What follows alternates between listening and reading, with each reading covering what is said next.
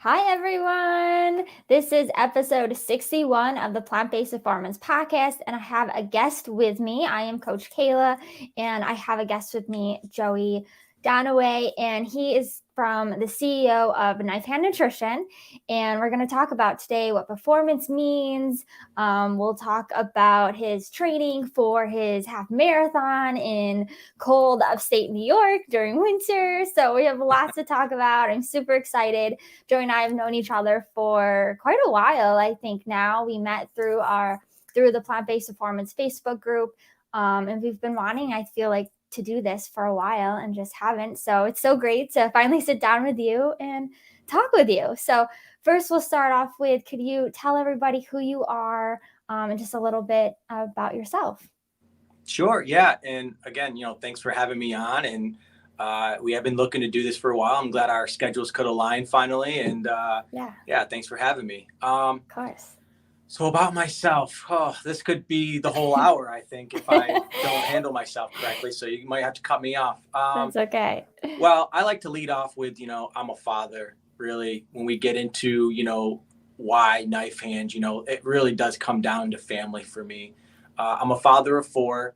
I am remarried. I have two older sons from a previous marriage, and I have two little toddlers running around, kind of ruling the roost right now.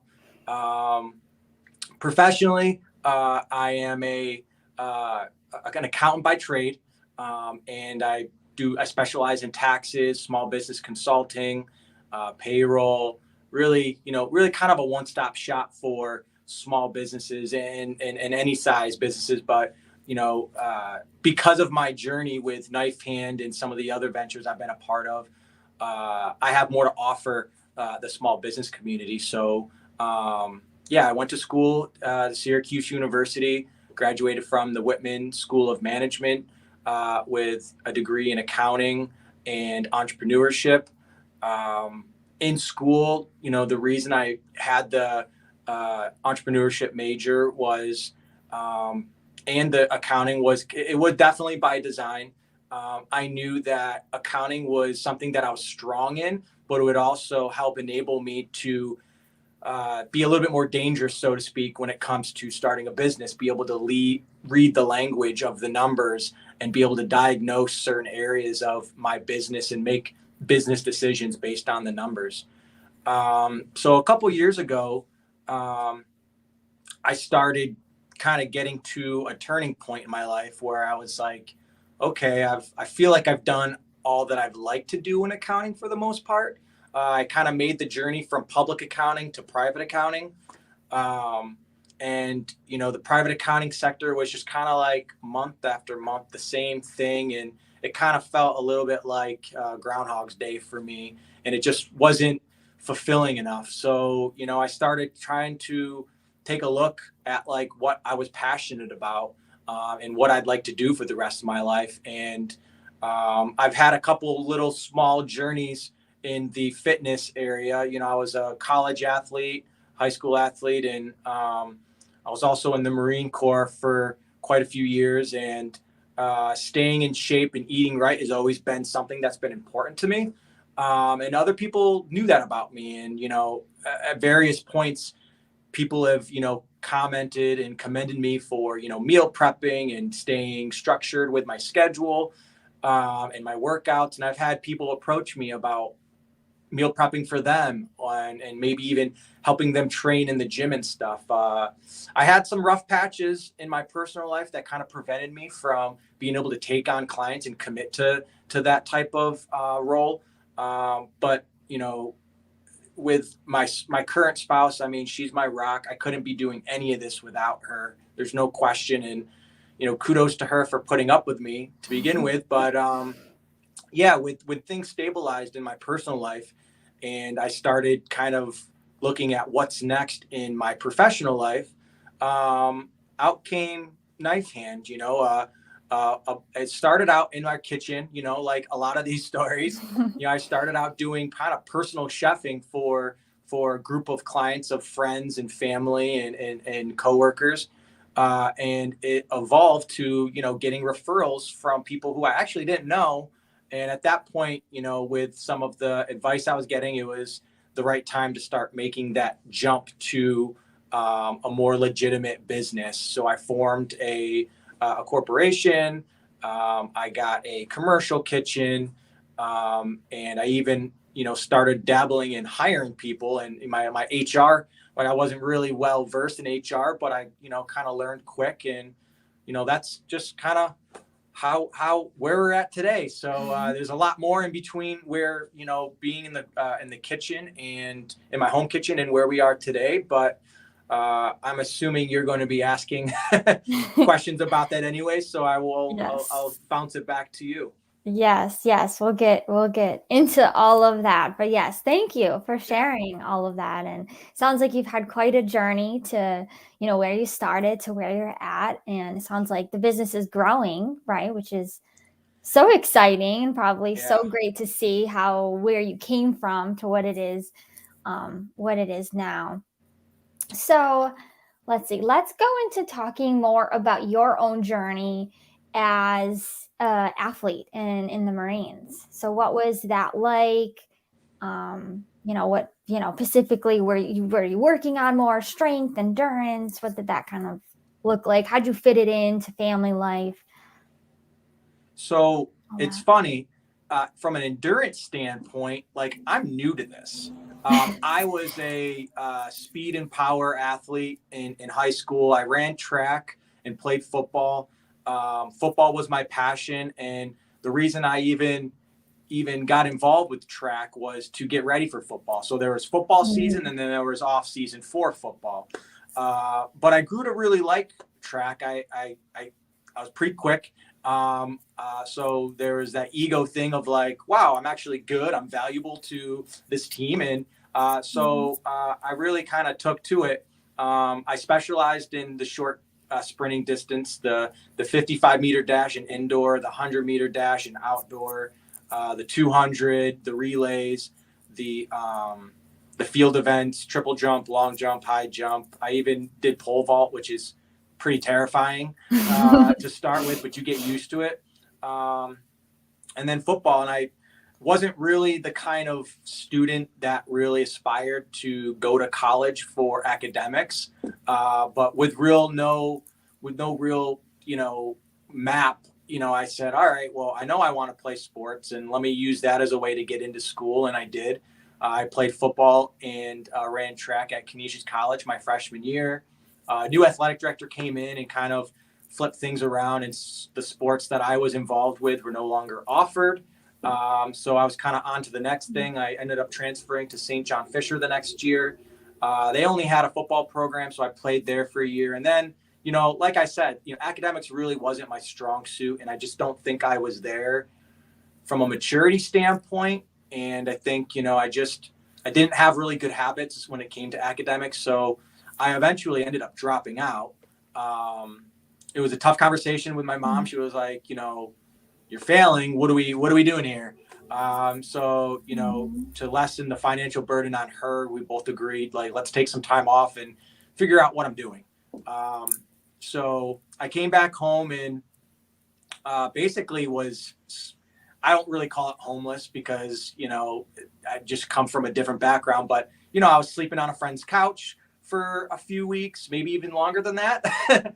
And I convinced him, let's get an apartment off campus. He was an SU student at the time, and we did that. We got an apartment off campus. I started working several jobs, but the whole time I never stopped training, working out, whether it was in my apartment or at a gym, or considering what type of daily movements were workout, right? Like taking the stairs or walking, from this place to that place was always, intentional for me.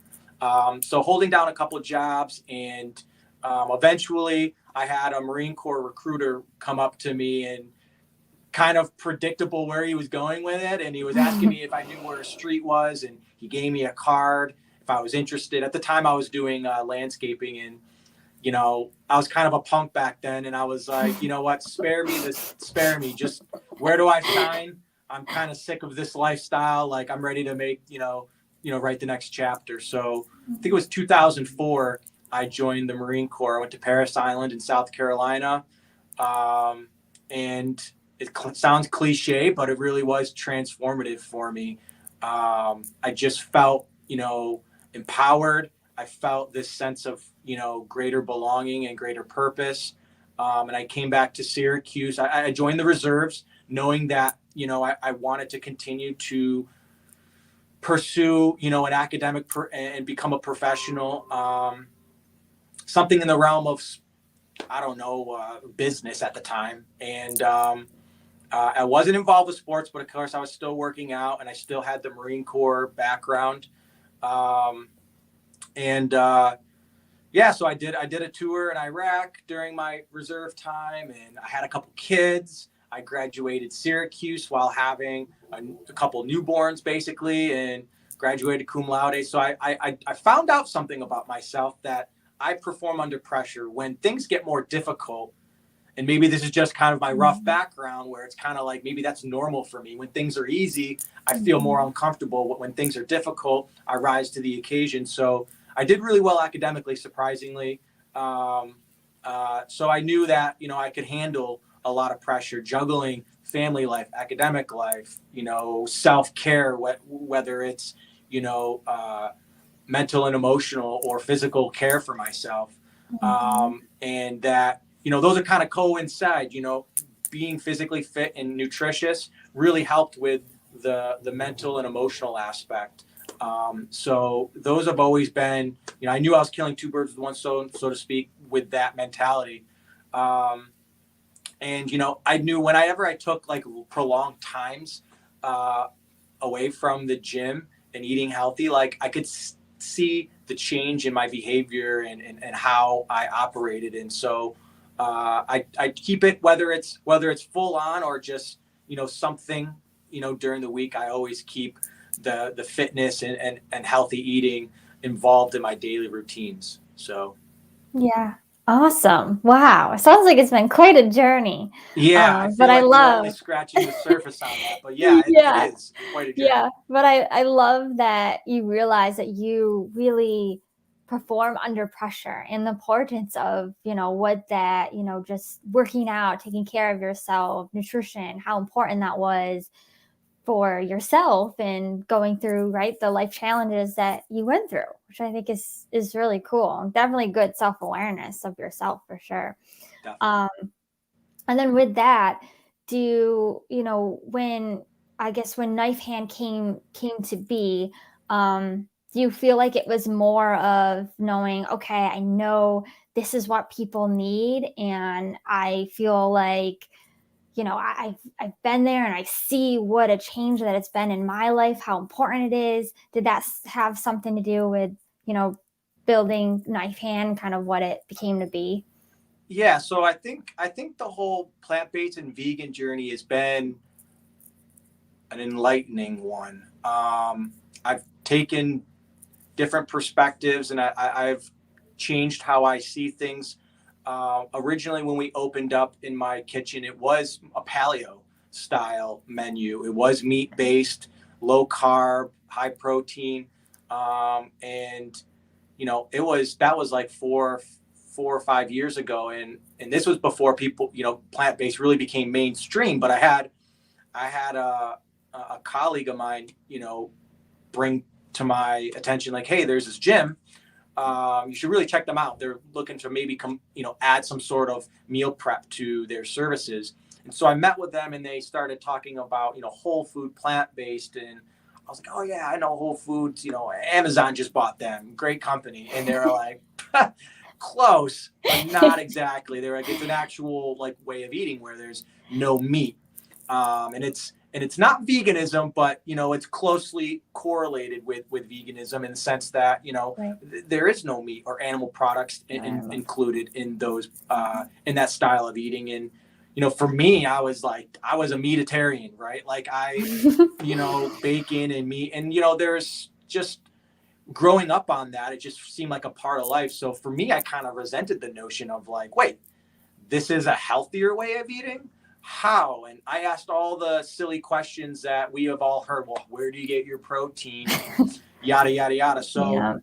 I went through those different stages of, learning about it. And ultimately, I made a decision that, if I'm providing performance meals, I felt like there had to be another layer of like long-term health, right? And it didn't make sense. You know, I was already dabbling in putting some vegan recipes on my menu to begin with, because I had, you know, by referral, you know, people were like, hey, I'd love your meal prep. I hear good things about it, but can you do some vegan stuff? And I was like, sure. I, you know, kind of self-taught myself how to cook some recipes. But I made the decision to go completely plant-based with my recipes. And I like to make the distinction between vegan and plant-based. And I think that's where there's a real divide for me. I don't really identify as a vegan so much because I don't believe in the textured proteins. I don't believe in the meat alternatives. I just feel like we're replacing one real meat that has no real health benefits to another, you know, lab meat that is not meat, but it's just not natural, and it's just something that I just can't get on board with. To be fair, I think there's plant-based enthusiasts who say, "Oh, well, Joe, you use, you know, olive oil in some of your cooking," and I say, "Yeah, I do." I'm carving out my own little area of what I consider healthy plant-based eating. So when I take a look at like who I am and where I fit in on that spectrum, you know, I think if the world consumed as much meat as I did, we'd be in a much better place. From a environmental standpoint, from a ethical standpoint, I see meat in certain situations that make sense, to be quite honest with you. Like if someone is more homestead and they hunt their own meat and they don't raise, I mean, we look at the waste that we go through for government meat and government, you know, animal products, and that's the bigger crime to me. You know, that we throw out millions of gallons of milk and we throw out millions of pounds of animal products a day, just to make sure that America has fresh animal products. And I think that's the bigger crime going on here. Not so much, you know, consuming animals, because I think there's an ethical way of doing it. So that's kind of where I'm at. Like, I see, you know, my meat consumption as a very minuscule compared to what it was. So I guess there's a term called flexitarian. I think I don't know if that'll ever go mainstream, but I think that's where I'm at. You know, I'm predominantly plant-based. I'm very aware of what I eat. And when I do decide to eat animal products, I try to source it responsibly. And I try to keep it as high grade as possible. But I digress. Knifehand is completely plant-based. We do use traces of oil for sauteing, but we don't use any of the Impossible meats, any of the, you know, Beyond meats. We don't use any textured proteins. Beyond, I guess tofu and tempeh are like the OG of textured proteins. I'm okay with those, just because of how simple those are. It's just fermented soybeans, right? I'm okay with that. So we do have tofu and tempeh in our products. And as far as sweeteners, we don't use any added sugar. We use exclusively pure maple syrup, which means that there's no sugar added to our maple syrup. It's just naturally sweet how it's created. So, yeah, I mean, I think sometimes that's alarming to people, like, oh, you own a plant-based peak performance company, but you still eat meat. I'm like, yeah. And I think it's important for people to know that, you know, if you compare to where I was to where I am now, you know, I think it's worth applauding how much. I mean, I don't drink any milk. I see no purpose in it. I don't drink milk in the way that I did before. Like, I use oat milk in my coffee. In the rare occasion that I have cereal, it's usually, you know, granola, you know, something healthy and crunchy and that I enjoy. It's got more benefits than, you know, your typical cereal, and I use oat milk in that. But I don't drink it the way I would drink milk usually. I drink tons of water, which I think is really key to anybody's self-care and fitness. And then when it comes to meat, you know, if I go to a barbecue, you know, I feel like I've earned, of the weeks of not eating meat, if I go to a barbecue, like, I'm okay with having a burger or, you know, having something that might have traces of animal products, because I know I'm doing my part. So that's kind of where we're at. If you look at the knife hand audience, I'm just making this number up, but I would have to imagine 90% of my customers are really similar to me. They're not devout vegans or devout, plant-based eaters, but they're predominantly plant-based, and they stay away from the junk food vegan section. They eat more around the outside, and they eat the vegetables and berries and fruit and grains. And they may on occasion have some traces of meat or animal products. So that's kind of like my philosophy. And with Knife Hand, it's we're not the perfect product for everybody, but we are the perfect product for a lot of people. And I think that's pretty much sums up, like, we really target athletes, because that speaks to me. I mean, I feel like anybody starting a small business, it's got to be an extension of you. It just makes it easier for you to kind of tell your story and grow your business, right? So being an athlete makes sense. I could have gone in a different direction and been more whole food, plant-based, with no oils, and been there for the medical population that people are eating it because their lives depend on it. Where, I was like, yeah, that might be a bigger pool of people, but I don't know how to speak to those people. And quite honestly, like, I want to be more involved with preventative healthcare. I want to be a part of athletes and people who are eating healthy now, so that they don't get to the point where they're a hamburger away from a medical, crisis. And then you look at the other, part of Joe's life. It's be a professional. We look at busy professionals throughout the United States and throughout the world, and they're on the go. And usually eating healthy kind of is the last thing. And usually they're getting something that they consider healthy from a drive-through restaurant or a fast casual. And really, it's not healthy. Even you can say healthy on anything, and it's legal. You can say, it's the healthiest choice and it's legal, but it may not actually be that way.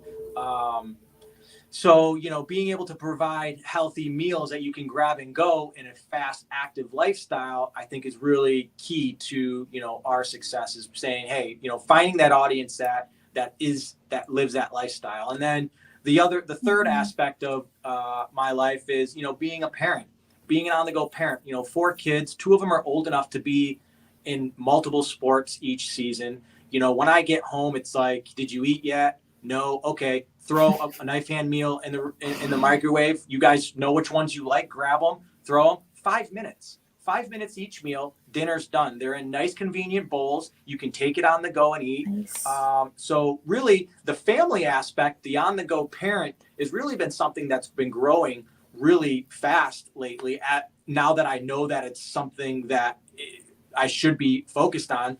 And I enjoy that, because I think, when you look at the 3 categories I just laid out, athlete, busy professional, and parents, that's the area I'm most passionate about. I'm very passionate about helping my kids grow, not just have the finer things in life, but know more about life, not trying to, create a nice, comfortable lifestyle because I had it rough. No, I want them to know that the world's not this nice, cushiony situation. You need to know that, without my protection, it's a really cruel life. And once you're gone, you need to be able to, juggle relationships, because there's sheeps and then there's wolves. And I think it's good to be in the middle, right? And be able to protect yourself, but also be compassionate enough to help lift other people up and enable. So the whole parenting side of our strategy is something that I feel strongest about.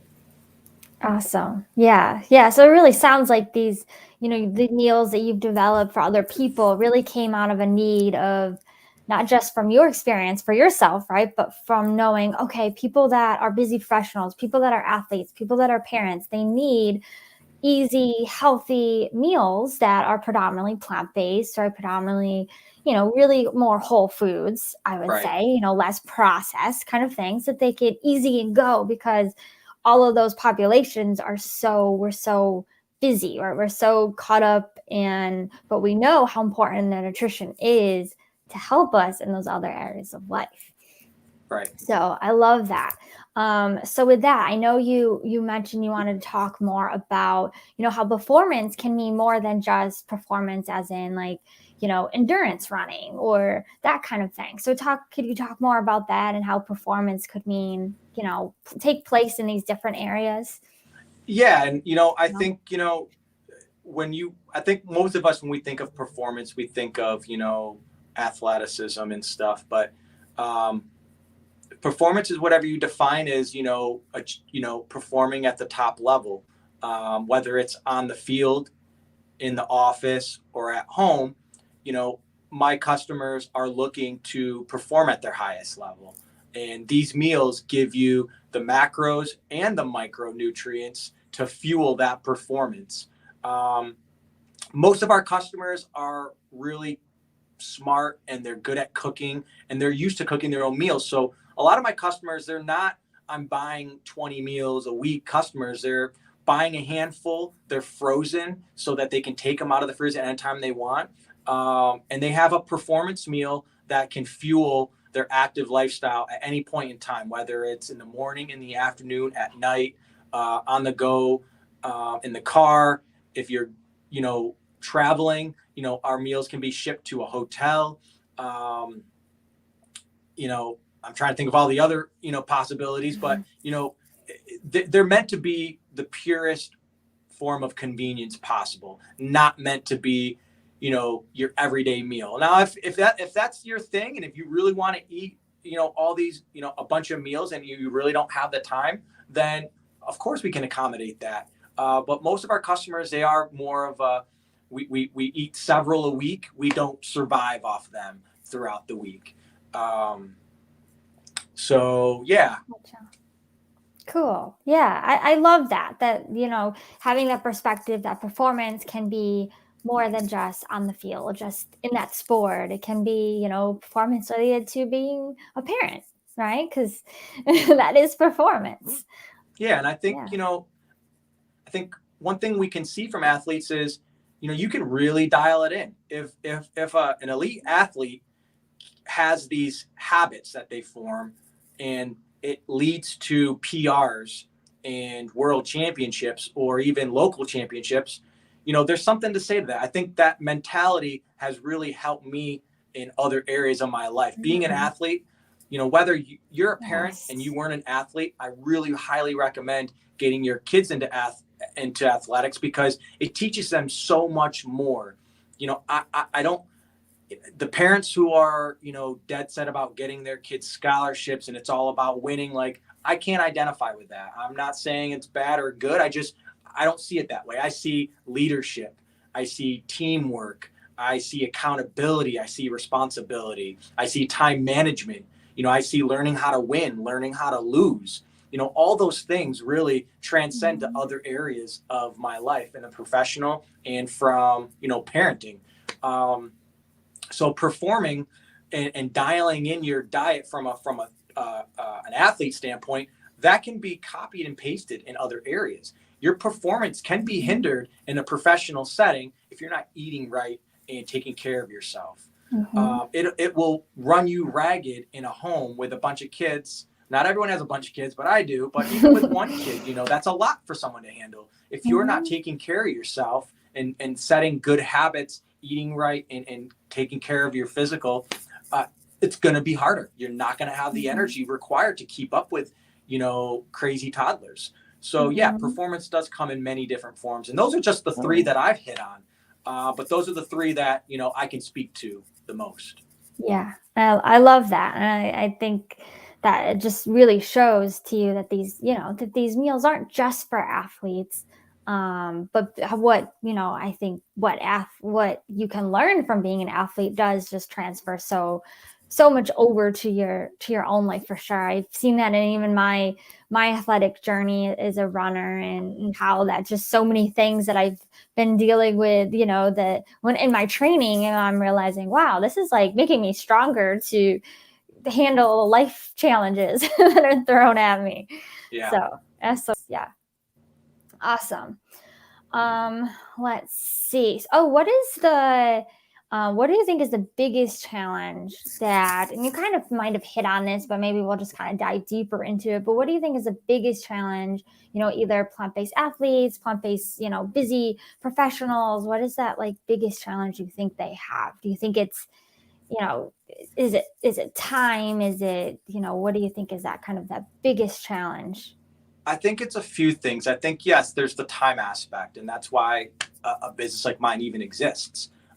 If, it's kind of, I don't want to get dark, but it's kind of sad that we're in this society where it's boom, boom, boom, boom. I really do envy, the people that are a little bit, further removed from this fast-paced society, live a, slower life. They're a little bit more self-sufficient and independent from the society. But in reality, we're all kind of caught in this rat race, and we're always trying, from the beginning of the morning to the end of the night, we're trying to be as productive as possible. And it's like a never ending checklist of things you're doing. And I feel like you can never catch up. And I think there's ways to kind of gain control of that. But until then, having a convenient plant-based meal available to you really is something that can help people. We lack the time to cook, or, information. We may believe that we're eating something that's healthy and fueling your performance, but in reality, it might be more damaging. So I think that education from what's healthy and what's not is really tainted by, government lobbyists. I think you've got these big agriculture companies who have their fingers in, in the government world, and they kind of control what the narrative is what's healthy and what's not. And I think a perfect example of this is just look at school lunches. Like, I don't think there's one person in the entire world outside of someone who's from the dairy industry that can tell me that those are healthy and that we're giving our next generation the right education on what's healthy food, and we're not giving them the right nutrition to juggle and prepare for, already at a young age, these kids are juggling, a fast-paced society. They're juggling, a full-time job as a student. They're juggling athletics. They're juggling time commitments. They're juggling, their social life.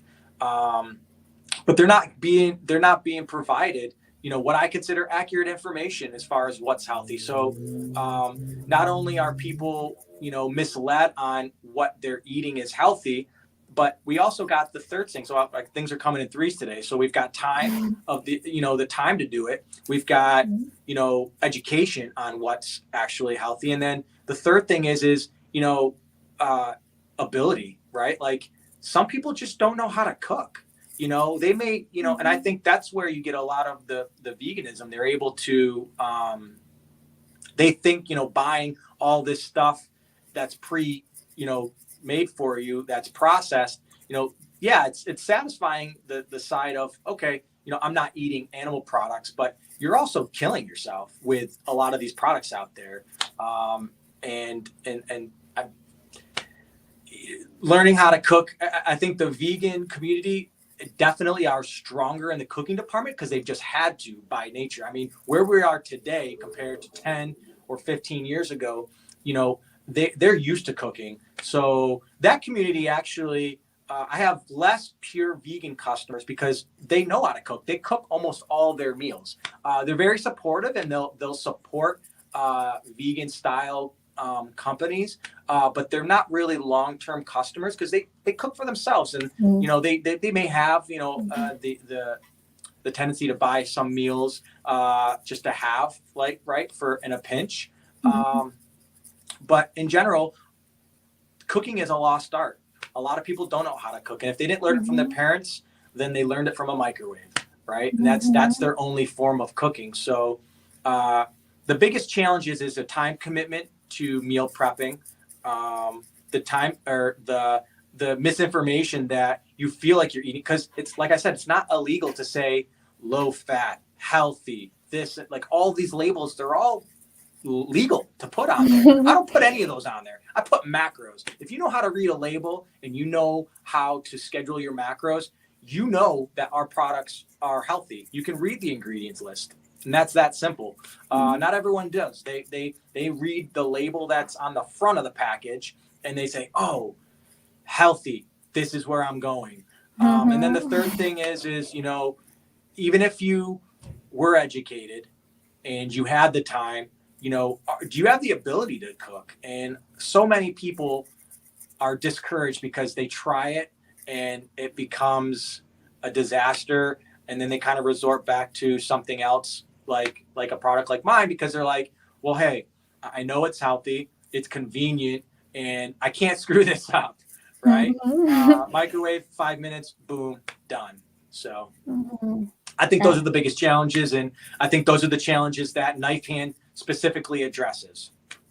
Awesome. Yeah, I think those are definitely it. I see those same challenges in the clients that I work with, that it's it's not just time, but it's also, you know, sometimes it's not knowing what to fix and how to fix it, or, you know, just not having that cooking experience. When, you know, if your parents didn't cook, I see that all the time. People are like, well, my mom never cooked, so I don't know how to cook. Like, what do I do?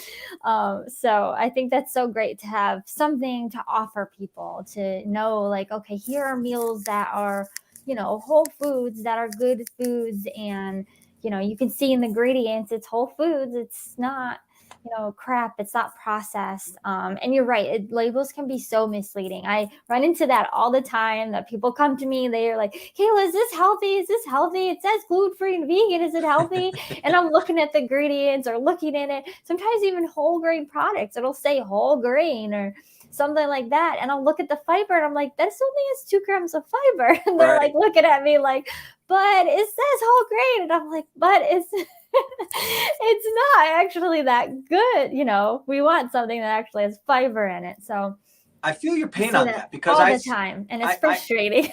Specifically, like when I'm at the market and I'm talking directly to a potential customer, and they start asking me questions. They're like, oh, that's a lot.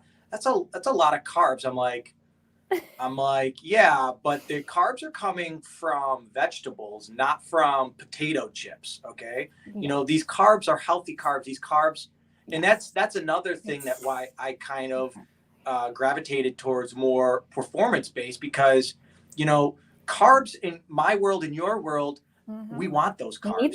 They help cognitive function, right? They give you that burst of energy you need, you know, prior to a workout. Sometimes people will kind of pick at the sodium content in my meals, and I'm saying, listen, we're juggling a few things here. First and foremost, we're not whole food plant-based to save your life. We're whole food plant-based for peak performance. My customers look at the sodium levels and they say, that's acceptable to me, because I'm looking to retain water and stay hydrated during my performance, during my workouts, and during my competitive. And then, you know, the other side is like, listen, you know, if my meals taste like, you know, nothing, then I don't stand a standing chance. So like, there's that as well. Like we sell delicious meals first and foremost, and they happen to be healthy. They're healthy, they're less processed and convenient. So I struggle with that a little bit when I hear customers say that, and I try not to educate them on all I know, you know, in one little pitch. But I say, hey, listen, you know, we're not for everybody, but we're perfect for a lot of people. And if the sodium is concerning to you, then I would recommend, you know, talking about our product to your doctor. And I'm always happy to, you know, collaborate with that. And I'm happy to speak to any physician or dietitian about, you know, my meals, and speak to the healthiness. You know, a lot of people wonder, like, oh, what about protein? And like, the protein's right on the package. You see it. But where does it come from if it's not from meat? It comes from vegetables. It comes from grains. It comes from chia seeds, believe it or not. It comes from so many areas. And it kind of really goes back to like this miseducation. Yeah. We are brainwashed to believe that Yeah. milk is good for bones. No, it's not. You need protein. You need to eat meat because that's protein. That's not true either. There are certain things like, you can get from meat that can be helpful, but the other side of all the bad stuff that meat can present to you, if you're eating a lot of it, it's just not healthy. There's a lot of meatitarians out there that are like, I eat only meat and my cholesterol is great. I'm like, well, that's great for you because that is not most people.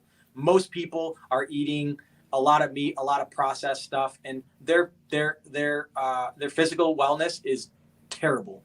And they continue that, and they don't realize later on until a stroke or a heart attack or any other chronic diseases that it's not that it's too late, but it's an uphill battle at that point. So it's kind of a crusade that I'm on.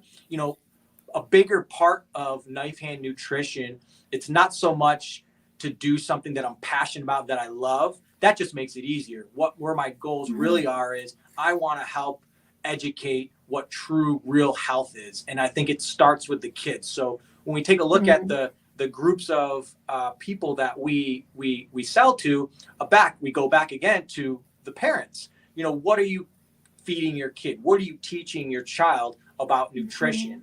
That starts at home. Whatever you teach your kids at home will trump whatever they're hearing or not hearing at school, right? So eventually I'd like to be in a position of power where I can kind of influence what we're allowing our kids to eat in schools and what we're teaching our kids about what's healthy and what's not. So really, that's a really big goal of mine, is to really address and help educate kids at a younger age so that they're able to determine what's healthy and what's not. Yeah, that's awesome. That's really awesome. Actually, in my past life, I don't know if you know this, but I actually used to teach nutrition in schools. And I loved it. Yeah. And I did it as a dietitian for probably about 4 years before I started doing my own thing, my own online coaching. But my biggest thing was I had to follow the government regulations, which the government is the USDA My Plate. And of course, they have dairy because it's sponsored by the Dairy Council, right? And all that kind of stuff. So that was my only thing about it that was just so hard, is I had to tell kids that it was okay that they should be drinking milk. And I was like, it was so hard. But I love teaching kids about nutrition, really. But I would try to focus more on like the fruits and the vegetables and trying to get them to get those in versus picking the French fries and the potato chips. And there's so much wrong with, that, like, you're forced to teach something, or you were forced to teach something that you believed was not true because the dairy industry is in cahoots with the government, and the government essentially, in a roundabout way, is paying your salary. So, hey, listen, if we're going to pay you, you got to teach what we want you to teach. And the government's saying you got to teach what the dairy industry is telling you to teach. And it's very convoluted. And I think that's a difficult situation that you were in. And I can see how that just wasn't sustainable for you to continue going down that road. Like, who wants to do that? Who wants to teach a lie? That's not very fulfilling. Yeah, it got hard once I really realized what I was doing. I was like, I love this, but this is getting really hard. And it shifted to, doing more plant-based online coaching.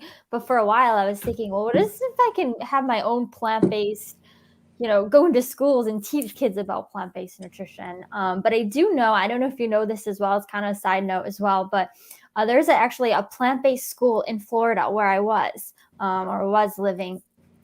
And it was I'll have to put you actually this is kind of a side note here. We're kind of digressing, but I'll have to put you in touch with the owner of the CEO of the plant-based school down in Florida. But I believe it's one of the only plant-based schools in the nation, I believe. But she serves fully plant-based vegan meals. So very, very cool. It's like a high school, like a school district, and they serve only plant-based meals. Yeah, I think it was K through elementary school, maybe K through 6. I don't know if they were middle school, high schoolers or not. Yeah, no, they did have middle schoolers. It might have been K through 12 actually. Yeah. But it was a private school. What was the menu like? Yeah. I'm Yeah. curious. It was great. It was fantastic. Like I tried the food and I was like, this is so great. Like And this the is kids so liked good. it? And the kids really liked it. Yeah. So it was very cool. I was very impressed. I was like, wow, we need more of these kind of schools around. But how they did it is it was not a public school, it was a private Of school. course. So, Yeah, it's harder exactly. because parents have to pay their kids to go to those schools. But in Florida, I guess that's kind of more normal to go to private school just because the public schools aren't that great. Yeah, I think our society's been But groomed to appreciate the good things that government does for us, but they've also been groomed to not look at the downside of the other things. I think that's a perfect example of, if you want to be able to teach healthy plant-based habits, you have to be a private school, no government funding. Like mhm. Yes, that's unfortunately, that's how it's got to be, right? And mhm. and hopefully, Yeah. people like you and I are helping keep plant-based on the map and help grow Yes. the mainstream ability of Mhm. plant-based. Yeah, But it's and absolutely. do you know if the cooks, if they did everything from scratch, or did they buy certain things? How did that work? I believe it was mostly from scratch. Okay. Yeah, because I did meet the chef, and he wasn't, his background wasn't like a vegan plant-based chef. He was just kind of learning as he went. But I thought he was doing a very good job, and he was showing us, like, I was asking him questions, like, what kind of ingredients are you using? And it was really good. Interesting, Yeah, because he's doing a good we job. just actually finalized our certification to do business with the federal government. Mm, Knifehand Nutrition exciting. is a New York State corporation, and we are certified as a veteran-owned business. And part of our growth strategy is to get into government contracting and hopefully get some of our products Awesome. in cafeteria portions where you can Mhm. kind of sous vide frozen. The cafeterias use a lot of boil stuff, so Yeah. boil large vats of knife hand stuff, and I don't know where Mhm. that fits in from a federal standpoint, but you'll be sure I'll be looking into it. Now that That's awesome. we're certified to do for Great. government contracts, federally and state. So it's definitely something that I'm going to be putting a lot of effort into researching in 2022. So yeah, I'd love to just talk to anybody from that school just to pick their brain. And Yeah. it sounds like they're putting in the work for a sustainable model. Mhm. And if they can do it, then other schools can do it, and I can get Yes. behind that. Absolutely. Absolutely. Yeah. Yeah. Yeah. So, yeah, we digressed a little bit, but I want to come back to the point that you made before about meals being not necessarily for those that are like want to reverse chronic diseases, right? It's not really meals for necessarily weight loss kind of thing, right? They're really geared towards more of that performance. Yeah, I still stand by the fact that my meals are healthy for everybody, right? Like, Mhm. but my pitch isn't to people who have chronic diseases. However, if you're dealing with chronic diseases and you've put in the research and you have a good relationship with your physician, I believe that we would come to the conclusion that these meals are healthy for everybody, regardless of where you are on the health spectrum. Mhm. Some meals may be heightened in sodium, so that may not be for you, but not all of them. And where some customers who are dealing with some chronic diseases may see the uh, the carbs as rather high. Well, so is our fiber, and and we're low calorie. So I Mhm. would imagine that a physician would probably say, "Hey, you know what? About those carbs, these are good carbs. These are Yeah. coming from legumes. These are coming Mhm. from, grains. These are coming from vegetables. This is a different animal of carbs. And these are carbs that you shouldn't be scared of. Do you want to monitor them? Sure. You definitely want to monitor, your intake, and you work closely with somebody who can help you manage that. But yes, we are definitely, it just makes it easier as far as, our identity, that we are for peak performance, because I can speak to that. I don't have a lot of background or experience with chronic diseases personally, and I don't have a history in battling them. And quite honestly, I think you kind of get into some legal waters when you're trying to promise a product to help somebody with chronic disease. So that's another hurdle that I just didn't want to deal with. But I will unofficially say that I think our products are healthy no matter where you are in your health journey. So, but we just don't specialize, and we just don't specifically market to people that are dealing with chronic diseases, because it's just something that is a bigger hurdle for us. And, quite honestly, who are we if we're not specializing in something?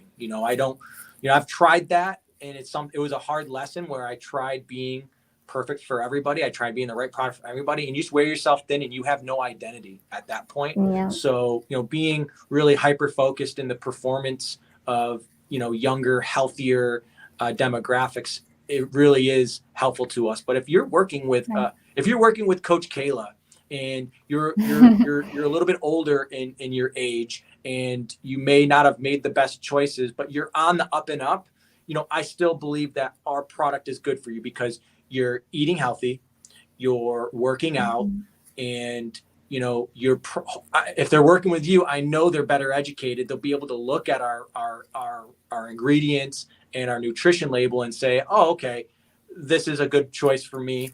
I'll cook some of my meals, but it's great to know that I have a healthy meal in my freezer ready to go at any time within 5 minutes, when I just don't have the time to cook my own meal. So, yeah, awesome. So let's start to wrap things up. Sure.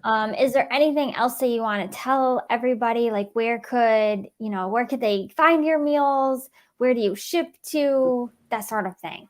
Or maybe a project you're working on right now, kind of focus on. Yeah, it's kind of bittersweet, like I never wanted to become a restaurant, because it was just a model that I just wasn't, interested in doing. Because there's just a lot of extra work that distracts from the overall goal. But as a meal delivery company, we're online based. So there's some, positives and negatives to that. The positive is, we don't get shut down, right? Like you don't have to wear a mask to go to our website. You don't have to be vaccinated to go to our website. There's just a lot of red tape that has allowed us to continue to be in business today. But the downside is, a big part of our growth strategy was events, going to events, in 2020, and, there were almost no events. There was like a couple local running events. And that's where not only is it a part of our growth strategy to be, to meet new customers and understand their needs and get their feedback, but it's also, an energy thing for me. Like I like working with people. I like the peer-to-peer energy of hearing somebody's story and getting their feedback. So it's something that keeps me, going forward, to be able to have these in-person events. Now, COVID has affected us in that standpoint. We did literally no events in 2020.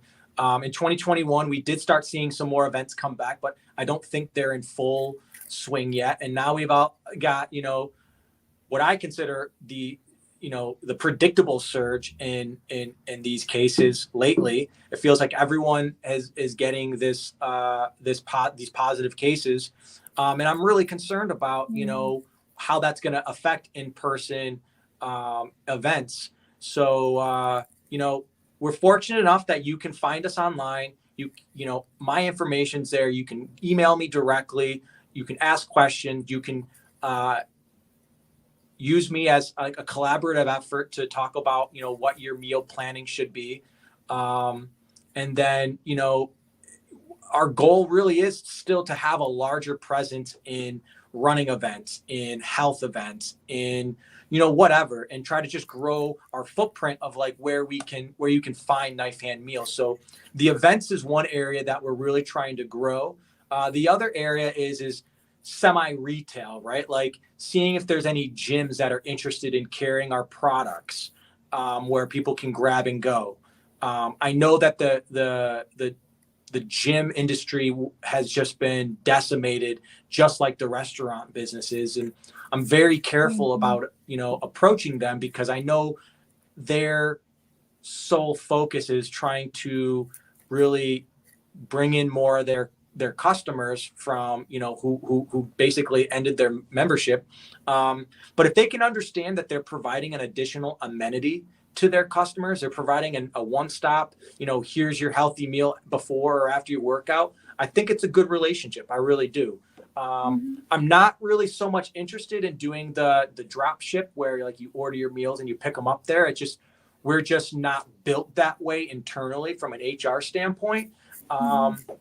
But, having meals that are, already there that you can grab and go is part of our growth model. And it's not just with gyms, it's hotels, hospitals, airports, anywhere where there's high foot traffic, universities. If it's compelling enough to have frozen vending machines in these locations, I think that would be a really good, for Knifehand to continue to grow and be on the radar of more people and help grow the movement of the plant-based going mainstream.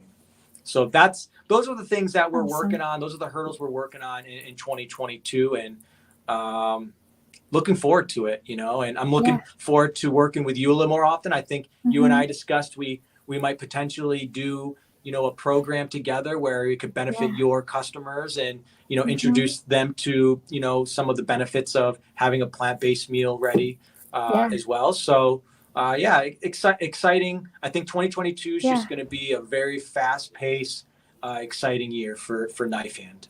Yeah. Awesome. That's awesome. And you can order meals online, right? And they can be shipped all over the US? Yeah, we ship coast to coast. Yep. Okay. No surprise, we get a lot of orders from California. So if you're worried about, frozen meals being delivered, all of our meals are blast chilled, flash frozen. They're very, very solidly frozen when they're shipped, but they're also shipped in boxes that have insulation liners. The meals are put in there. We use ice packs at the moment. It's not the most sustainable option from an environmental standpoint, but we're a small business and we're growing. And when we have the ability to invest in more sustainable, environmental friendly packaging, it's on our radar. It's definitely a priority to us. But we can ship anywhere in the United States. And it doesn't just have to be to your home. It can be to your office. It can be to your hotel if you're traveling. And we're willing to accommodate and work one-on-one with, what your, needs are from a logistics standpoint. Yeah. Awesome. That's great. Good. I wanted to make sure everyone knew that as well. They're not just local. They can be shipped all over the United States. And then last but not least, my last question for you would be, if today was your last day on earth, what would you want everyone to know that's on their plant-based performance journey? Everyone who's on their plant-based journey, I think there's a social aspect, right? Like, try to find people. It's easier to maintain the plant-based journey when you've got, a partner in crime, really, whether it's online, joining fitness groups, plant-based groups, or if it's locally, start your own, right? Start your own group and really try to kind of, harvest a following, and, don't do it alone. I mean, if you can do it alone, that's great. But, I think just really try to build that community around yourself. And it makes it easier. You can share recipes, you can share tragedies, you can share a lot of information and just hold each other accountable and have somebody to confide in when you're struggling with things. Also, it doesn't have to be an all in, all out mentality, right? I think a lot of us suffer from, I ate bad, I fell off by eating one cheat meal. Now everything's ruined. Well, no, it's not. I think, it's hard to create multiple habits. So focus on one habit. If it's just plant-based, try to do your best, but don't give up just because you may deviate from that diet. Don't give up on yourself, and I think having a good network, a good social network will help you, lift you up and not feel bad about, having a cheat meal. It doesn't have to be all in. Look at me. I feel like I'm as healthy as you could possibly get. And yeah, I consume some animal products, but I do it at a very, very small scale, very limited amount. And I don't beat myself up on it. I used to have that, imposter syndrome, like, geez, I tried really hard to go plant-based. I tried really hard to assimilate the vegan products, and it just felt like I was trying too hard. So now I feel more comfortable. I don't drink milk. I have a little bit of cheese. I have a little bit of meat, sparingly throughout my week, if at all. But I know that, in a way, like, I've earned it, right? I've worked really hard. And so I would say, don't try to be all in, all out.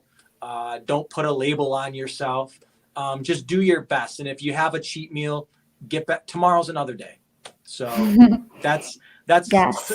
if the world ends tomorrow, I don't think any of that really matters, but it's not going to end tomorrow. And I think those are things that, anybody on their plant-based journey can walk away with and, feel confident in.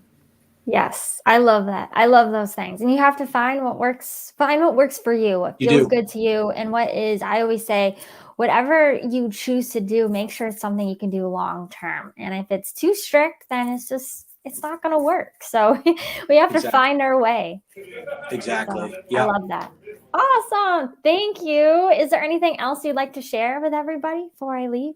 No, I think, be on the lookout. We're going to share a special coupon code with Kayla's listeners. I'll reach out to her after the show and get her some of that information. But, as, expressing my gratitude to you. Thank you for, coming into the plant-based family and staying in touch, over the course of a difficult time that our country's going through. And, I look forward to working with you in 2022. And if you're one of Knifehand's customers and you're seeing this, I highly recommend Coach Kayla. She's great to work with, just such a real kind soul. And I think she's really flexible to help and really genuinely cares about helping her customers, whether it's from a dietetic standpoint or from a running coach standpoint.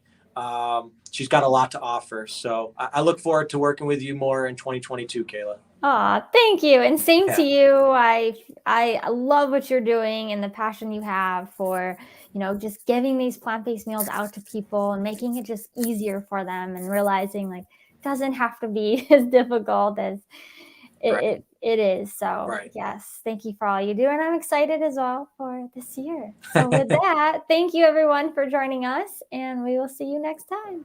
Bye. Bye. Have a good weekend.